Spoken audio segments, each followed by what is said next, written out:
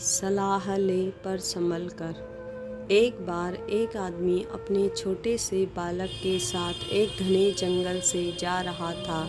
तभी रास्ते में उस बालक को प्यास लगी और उसे पानी पिलाने उसका पिता उसे एक नदी पर ले गया। नदी पर पानी पीते पीते अचानक वो बालक पानी में गिर गया और डूबने से उसके प्राण निकल गए। वो आदमी बड़ा दुखी हुआ और उसने सोचा कि इस घने जंगल में इस बालक की अंतिम क्रिया किस प्रकार करूं। तभी उसका रोना सुनकर एक गिद्ध, सियार और नदी से एक कछुआ वहां आ गए और उस आदमी से सहानुभूति व्यक्त करने लगे। आदमी की परेशानी जानकर सब अपनी अपनी सलाह देने लगे।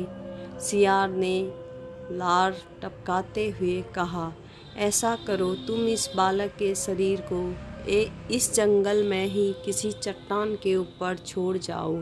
धरती माता इसका उद्धार कर देगी। तभी गिद्ध अपनी खुशी छुपाते हुए बोला, नहीं, धरती पर तो इसको जानवर खा जाएंगे। ऐसा करो, इसे किसी वृक्ष के ऊपर डाल दो ताकि सूरज की गर्मी से इसकी अंतिम गति अच्छी हो जाएगी। उन दोनों की बातें सुनकर कछुआ भी अपनी भूख को छुपाते हुए बोला कि आप इन दोनों की बातों में मत आओ। इस बालक की जान पानी में गई है, इसलिए आप इसे नदी में ही बहा दो। और इसके बाद तीनों अपने अपने कहे अनुसार उस आदमी पर जोर डालने लगे।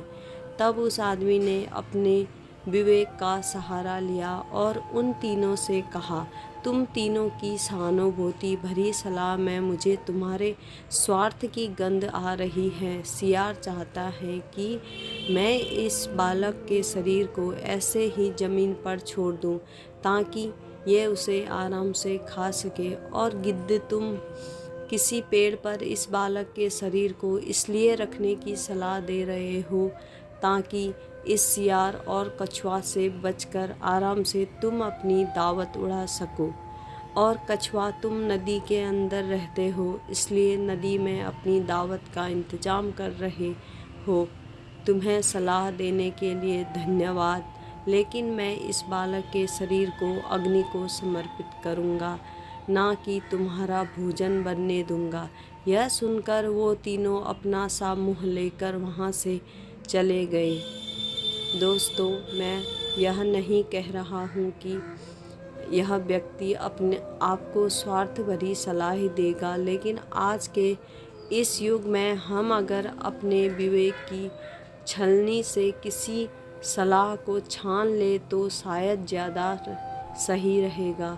हो सकता है कि आप लोग मेरी बात से पूरी तरह सहमत ना हो, पर कहीं ना कहीं आज के युग में ये भी तो सच है कि मेरे नज़दीक रहते हैं कुछ लोग दोस्त ऐसे जो मुझ में ढूंढते हैं गलतियाँ अपनी।